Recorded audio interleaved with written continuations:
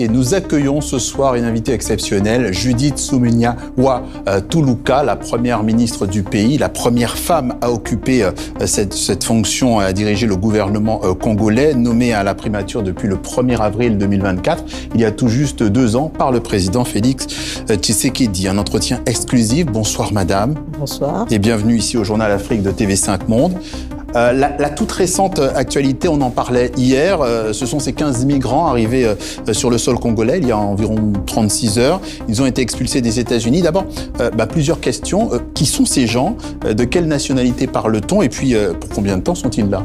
Bon, ce sont des demandeurs d'asile qui se sont retrouvés aux États-Unis.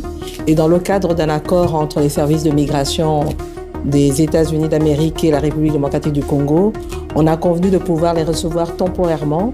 Il s'agit de 3 pays d'Amérique latine et pour l'instant, nous, on collabore avec les États-Unis d'Amérique et notamment l'Organisation internationale des migrations pour pouvoir accueillir ces migrants de manière temporaire, le temps qu'on puisse trouver d'autres alternatives et pouvoir les orienter vers d'autres pays d'accueil. De quelle nationalité parle-t-on?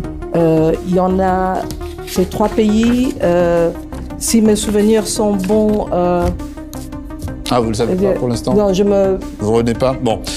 Ils sont là pour combien de temps? Vous avez dit c'est une phase de transition. C'est une phase de transition. C'est-à-dire? Oui. Madame Soumina, je vous rappelle que nous avons le Péruvien, les Équatoriens et les Colombiens. Ce sont les migrants qui sont venus. Désolé pour ça.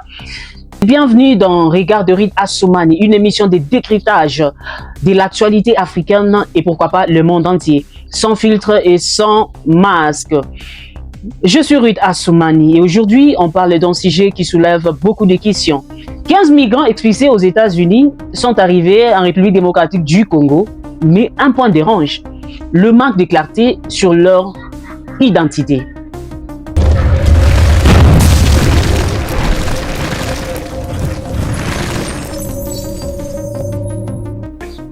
Selon les informations disponibles, ces migrants sont accueillis dans le cadre d'un accord international. Ils seraient pris en charge temporairement, mais jusqu'ici, aucune communication claire et complète sur leur nationalité. Et c'est ça un problème. Un État ne peut pas fonctionner sans contrôle. Un État ne peut pas accueillir sans savoir exactement qui entre sur son territoire. Come on! Et attention, ce que nous vivons aujourd'hui doit nous faire réfléchir.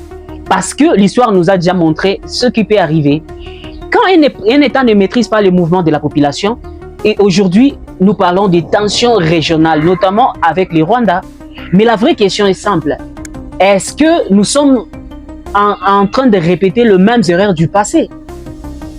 Ces dossiers révèlent 3 problèmes majeurs. Premièrement, un manque de transparence. Deuxièmement, un problème de souveraineté. Et troisièmement, une communication politique faible. Le peuple congolais a le droit de savoir. Une question que je pose au gouvernement. Qui est responsable de cette situation? Et c'est le ministre de l'Intérieur, ou le ministre des Affaires étrangères, ou le service de migration. Et surtout, qu'ont-ils fait concrètement pour informer la population? On ne peut pas demander au peuple de faire confiance si les informations de base ne sont pas claires. La transparence n'est pas une action, mais c'est une obligation. Un pays qui n'apprend pas de son passé risque de compromettre son avenir. Dixit Reed Assoumani. Dites-moi ce que vous en pensez en commentaire, partagez cette vidéo si vous pensez que le peuple mérite la vérité. C'était la Regard de Reed Assoumani, une émission de décryptage d'actualité africaine et pourquoi pas le monde entier sans filtre et sans masque. Animé par la vôtre Ruth Goodlife Assoumani, maire centrale, animateur de la presse et Ezambota, journaliste de la diaspora. Abonnez-vous massivement et partagez nos vidéos et appuyez la cloche de la notification pour ne rien manquer de nous. D'ici là, portez-vous très bien. Nous allons nous retrouver très prochainement. Sinon, stay safe. If you know, you know. Thank you.